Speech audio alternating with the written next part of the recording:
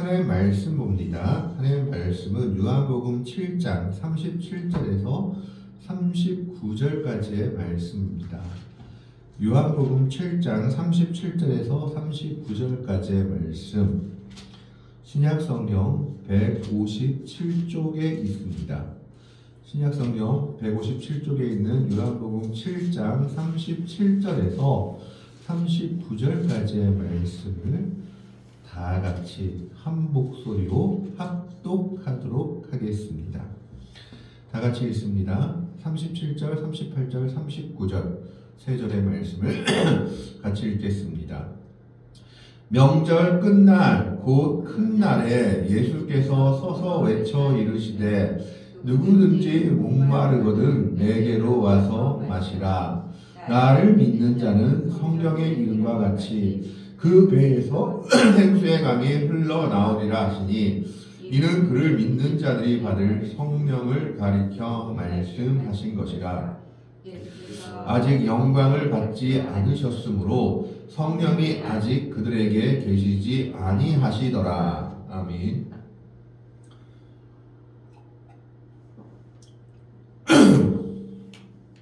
죄송합니다.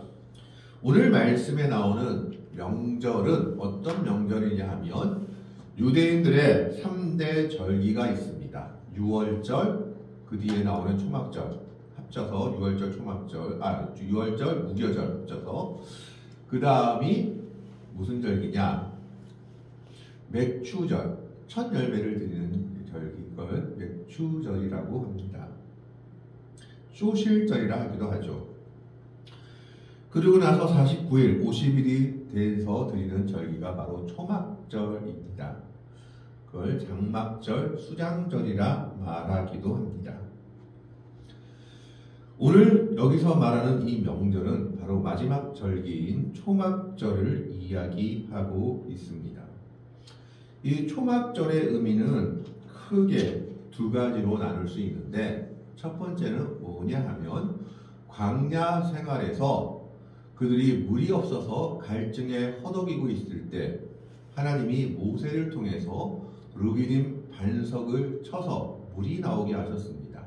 그것이 출애굽기 17장 6절에 기록되어 있습니다.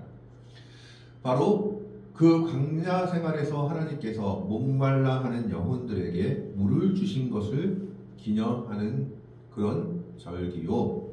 두 번째로는 그들이 광야 생활을 마치고 가나안 땅에 들어가서 처음 농사를 지어서 그 농사의 열매를 거두고 그것을 창고에 거둔 것을 기념하는 절기라서 수장절, 즉 창고에 거두었다 해서 수장절이라고 합니다. 그래서 오늘날 추수감사절의 기원이 바로 이 초막절에 있다라고 보시면 됩니다. 그렇기 때문에 이 초막절은 어떻게 보면 두 가지 의미를 가지고 있는데, 첫 번째가 광야에서 하나님께서 물을 주신 것을 기념하는 절기, 두 번째는 하나님께서 광야 생활을 마치고 이스라엘 백성들에게 농사를 지어서 먹을 것을 저장하게 한 것을 기념하면서 그들이 광야 생활을 잊지 않기 위해서 그 7일 내지 8일 동안 자신들의 집을 버리고 초막이나 옥막을 짓고 거기서 절기 생활을 지냈습니다. 그래서 그 광야 생활의 은혜를 기념하는 절기로 바로 초막절을 들 수 있습니다. 그래서 유대인들의 세 가지 절기 중에 가장 마지막 유대인 절기로 끝달에 행하는 날에 나오는 절기입니다. 마지막 달에 행하는 절기 중에 하나로서 지금 태양력으로 치면 10월달, 11월달 정도에 행해지는 절기였다고 합니다. 주자가 그래서 그 절기였는데, 이 절기의 특징 중에 하나가 아까도 말씀드렸다시피 르비딤 반석에서 물이 나온 것을 기념하는 절기였기 때문에 물의 축제라고 불렸습니다. 그래서 이 축제 기간 동안에는 어떤 일이 있었냐 하면 사람들이 실로암 물가에서 물을 길어 와가지고 그 물을 성전 제단 앞에 뿌렸다고 합니다. 그러면 그 물이 흘러서 성전 제단 밑으로 흘러가서 물이 모였다라고 하는데, 그러다가 마지막 8일째 되는 날, 이것이 명절 끝날이라고, 곧 큰 날이라고 오늘 37절에 되어 있는데, 무슨 말이냐 하면 하나님께서 율법을 주시면서 지금 명절들에 대한 법률을 제정하실 때 초막절을 7일 동안 지키고 마지막 8일째는 안식일과 같이 모든 사람들이 아무 노동도 하지 말고 큰 대회로 모여서 성회를 지키라라고 명령했습니다. 그래서 마지막 8일째 되는 날은 이 절기 중에서 가장 중요한 날 중에 하나, 큰 날로 지정되어 있었던 겁니다. 그래서 이 8일째 되는 날에는 뭘 했느냐? 대제사장 혹은 제사장, 대제사장이 금주전자로 된, 즉 금으로 된 물통, 주전간자 같은 그런 물병을 들고 와서 실로암 샘물에서 물을 길어서 그것을 다시 제단에 뿌림으로 마지막 절기의 완성을 이루고, 이스라엘 백성들은 그것을 보면서 무엇을 외쳤느냐? 이스라엘 백성들은 그것을 보면서 이제 예수님 그리고 하나님께서 약속하신 메시아에 대한 그런 구절들을 생각하면서 기쁨으로 외쳤다라는 겁니다. 그게 바로 초막절의 모습이었기 때문에 초막절은 다른 말로 물의 축제다라고 불려지고 있었습니다. 그런데 이 초막절, 이 앞의 내용을 보면 이 초막절 때 예수님의 형제들이 예수님 보고 초막절에 우리랑 같이 절기를 지키러 예루살렘으로 올라가자라고 얘기를 합니다. 그런데 예수님이 말씀하시죠. 나는 올라가지 않겠다. 올라가지 않겠다라고 얘기합니다. 예수님의 형제들은 예수님 보고 7장 앞에 보면 뭐라고 하느냐? 아니, 하나님의 일을 하려면 밝히 드러내고 해야 되는데 너는 왜 이렇게 사람들 앞에 나서기를 싫어하느냐? 밝히 드러내지 않느냐? 초막절에 가서 너를 밝히 드러내고 일하라. 그러니까 그러지 않겠다 하고 가지 않다가 형제들이 모두 올라간 후에 자신 또한 홀로 초막절 지키러 예루살렘으로 올라갑니다. 왜 처음에 가지 않겠냐 하는 이유는 성경엔 나타나 있지 않지만 7장의 내용을 가만히 유추해서 생각해 보면 7장에 초막절을 지키러 온 유대인들끼리 논쟁이 붙습니다. 무슨 논쟁이 붙느냐? 예수란 사람이 초막절에 예루살렘으로 올라올까 말까, 이런 논쟁이 붙습니다. 왜 논쟁이 붙느냐 하면 이 당시 유대인들은 예수라는 사람이 나타나서 갑자기 기적도 행하고 병든 자도 고치고 죽은 사람도 살리고 뭐 이렇게 하니까 이 사람이 메시아가 맞냐 아니냐로 둘로 나뉘어져 있던 겁니다. 그 당시 지배계층이었던 바리새인들 그리고 제사장 계급들, 서기관 계급들은 예수님을 가짜 선지자 취급을 하면서 어떻게 해서든지 잡아 죽이려고 했고, 다른 민중들은 이 예수님이야말로 정말 메시아가 아닌가 하고 서로 나뉘어져 있었던 겁니다. 그래서 사람들끼리 서로 논쟁이 생겼습니다. 예수님이 초막절에 올라와서 자기가 메시아인 것을 나타낼까? 아닐까?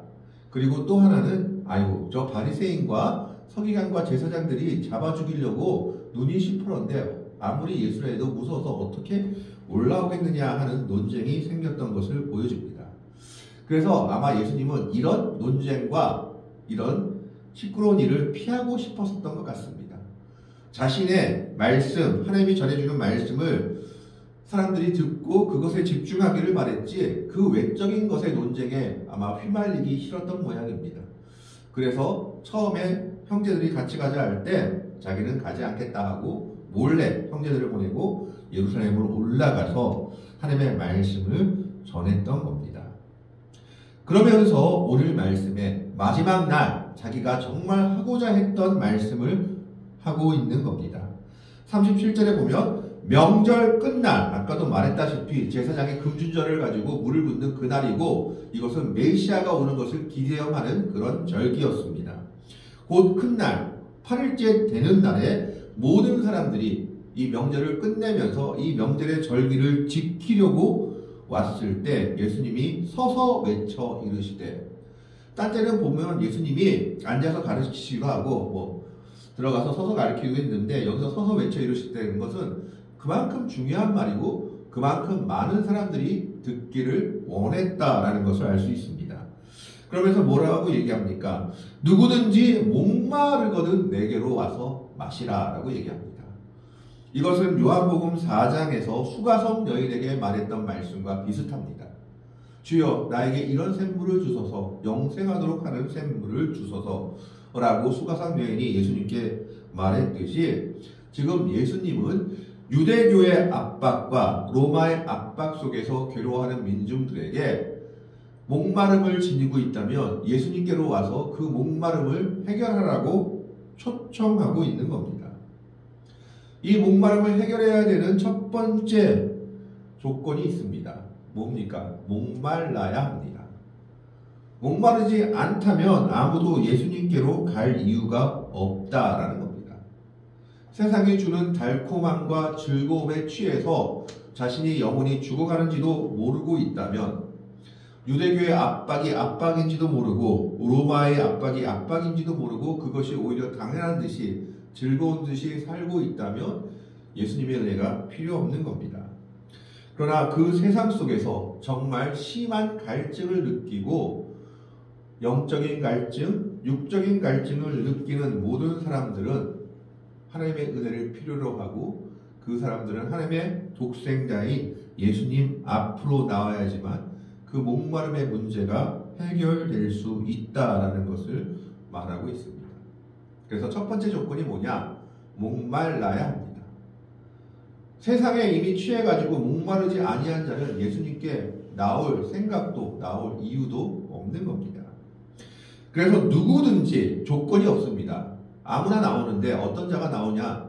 목마른 사람이 나오라고 얘기하고 있는 겁니다.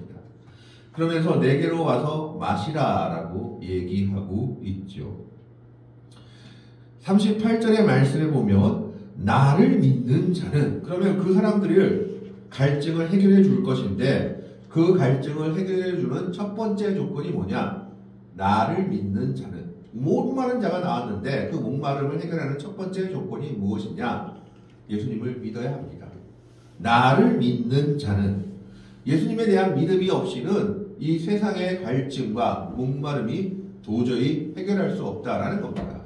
목마르다는 것까지 깨달았지만 예수님 앞에 나와도 예수님을 믿지 못하고 예수님을 하나님의 아들로 메시아로 받아들이지 못하는 자에게는 그 목마름이 해결될 수가 없습니다. 그러나 하나님께서는 분명하게 말씀하고 있는 겁니다. 예수님을 통해서 목마른 자는 예수님 앞으로 나오는데 그 목마름을 해결하려면 첫 번째로 예수님을 믿어라. 예수님이 하나님의 아들이신 것을, 그분이 하나님이신 것을 믿어라. 그러면 그 믿는 자에게 목마름을 해결할 방법이 생길 것이다 라고 얘기합니다. 그 방법이 뭐냐 하면 예수님을 믿는 자에게 어떤 은혜가 있느냐? 38절의 말씀에 보면 성경의 이름과 같이, 여기서 말하는 성경은 구약 성경입니다. 즉 구약 성경에 이런 내용들이 있다라고 얘기하는데, 그 배에서 생수의 강이 흘러나오리라 하시니, 여기서 많은 신학자들이 도대체 이 성경이 무엇인가에 대해서 의문을 가집니다. 왜냐하면 구약 성경에서 지금 예수님의 말씀과 딱 들어맞게 배에서 생수의 강이 흘러나온다라고 기록되어 있는 본문이 잘 찾아지기 어렵기 때문입니다.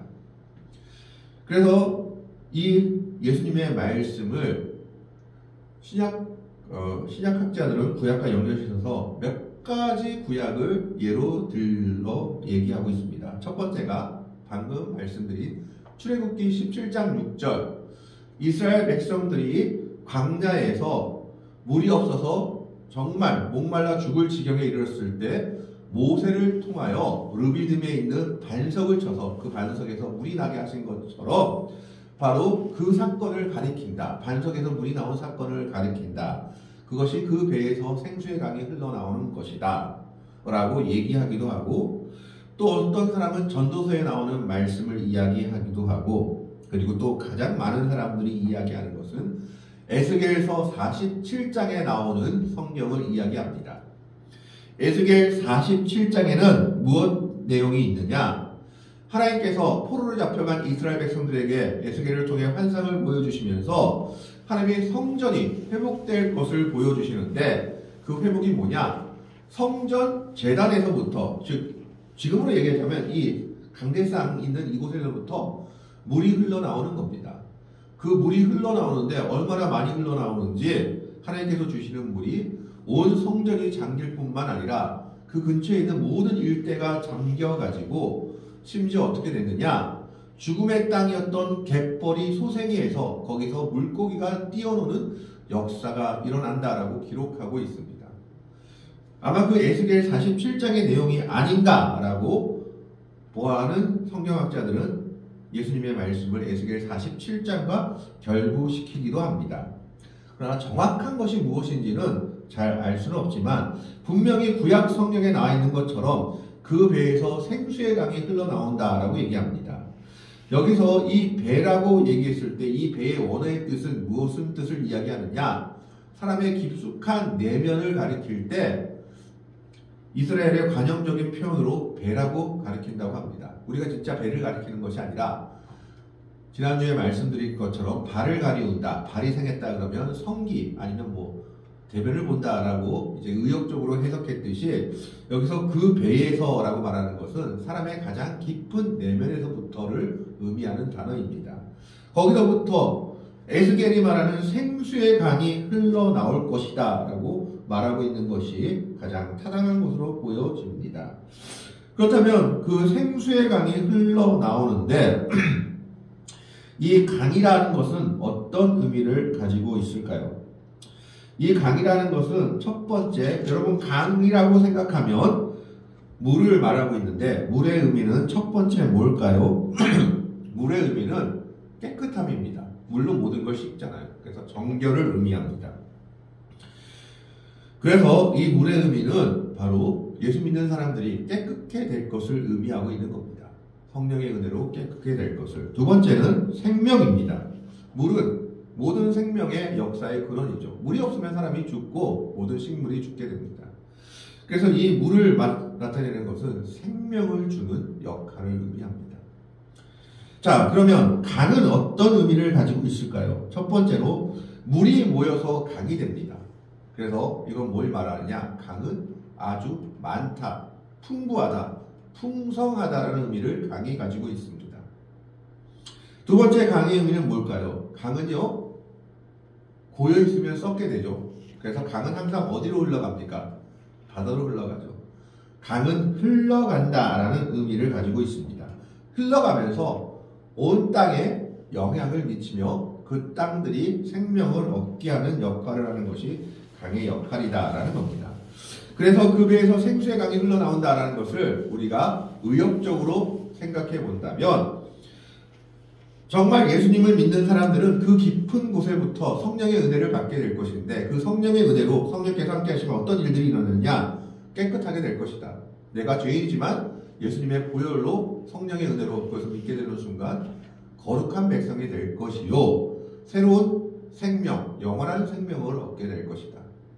근데 그것이 그냥 단지 물이 아니라 강이 될 것이다. 그러면 그 강이라는 건 뭘 말하냐?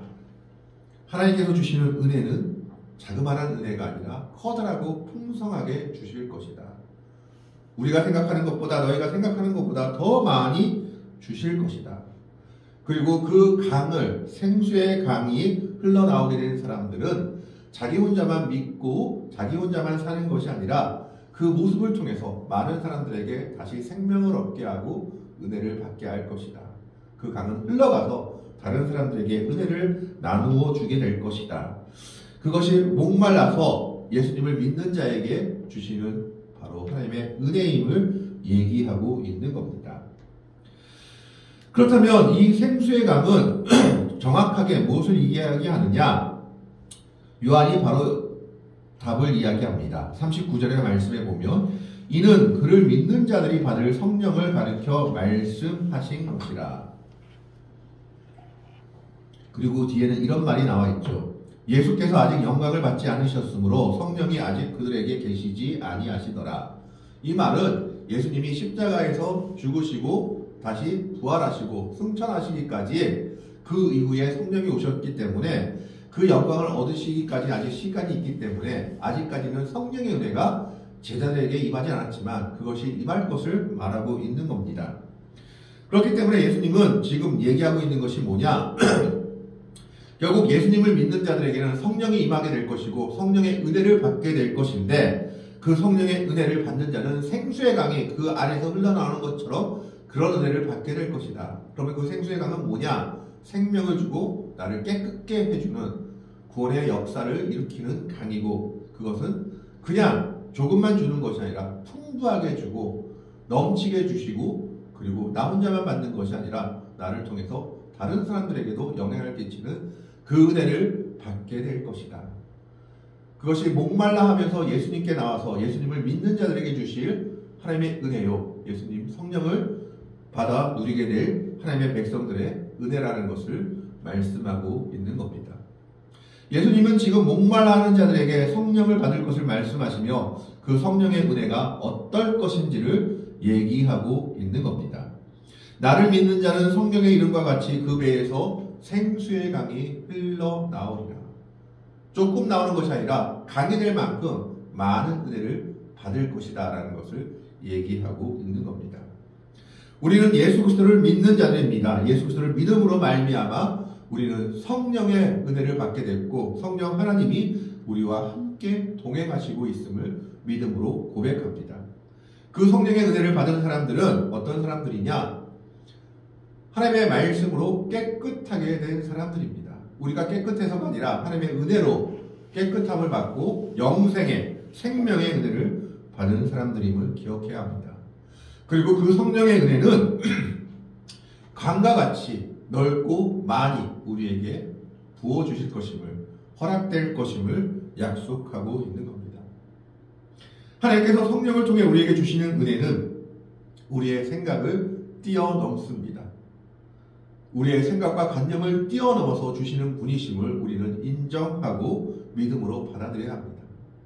그리고 그 성령과 동행하는 우리들의 모습을 통해서 그 성령의 은혜, 생수의 강은 다른 사람들에게도 생명을 전하게 되며 생명의 은혜를 전하게 되는 겁니다.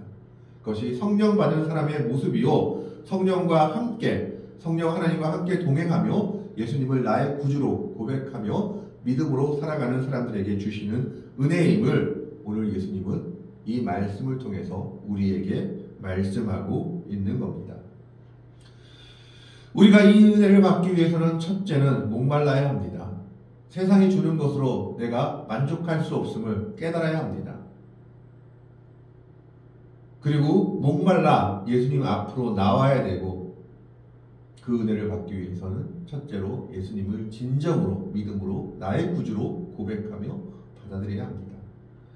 그랬을 때 예수님께서는 성경에서 약속된 그 성령의 은혜가 하나님의 백성들 모두에게 임할 것임을, 그것도 충만하게 임할 것임을 약속하고 있는 겁니다.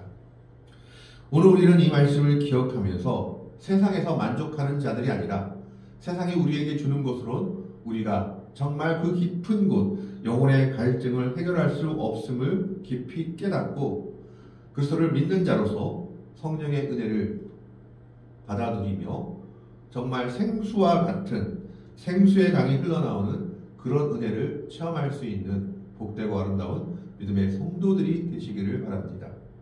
정말 예수님을 믿는 믿음 가운데 성령께서 주시는 은혜를 누리며 성령님과 함께 동행하면서 하나님이 주시는 그 큰 은혜를 누리고 정말 그 은혜를 나누며 살아갈 수 있는 복되고 아름다운 믿음의 성도들이 되시기를 주님의 이름으로 간절히 축원합니다. 기도하겠습니다. 하나님, 오늘은